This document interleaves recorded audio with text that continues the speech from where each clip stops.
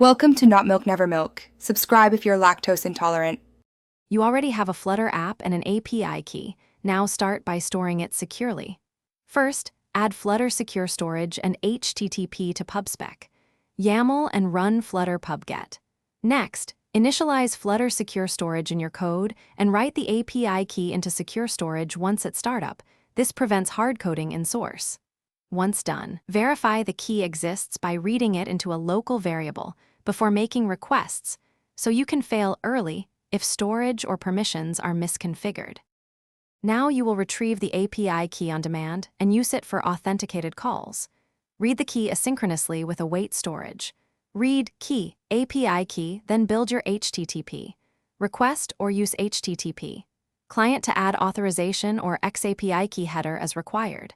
Make sure to handle token formats, bearer versus raw key, and include timeouts and error handling. Once configured, call the endpoint, await the response, and parse JSON safely. This keeps keys out of code and enables rotating keys. Finish by auditing your repo to remove hard-coded keys and ensure secure storage logic runs on app startup.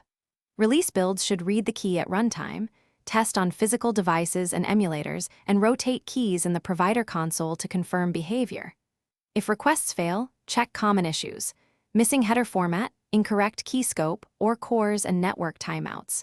One key troubleshooting tip: if nothing authenticates, read the stored value immediately and assert its length and expected prefix to quickly detect storage or retrieval bugs. Thanks for watching. If this was helpful, leave a like and consider subscribing. See you next time.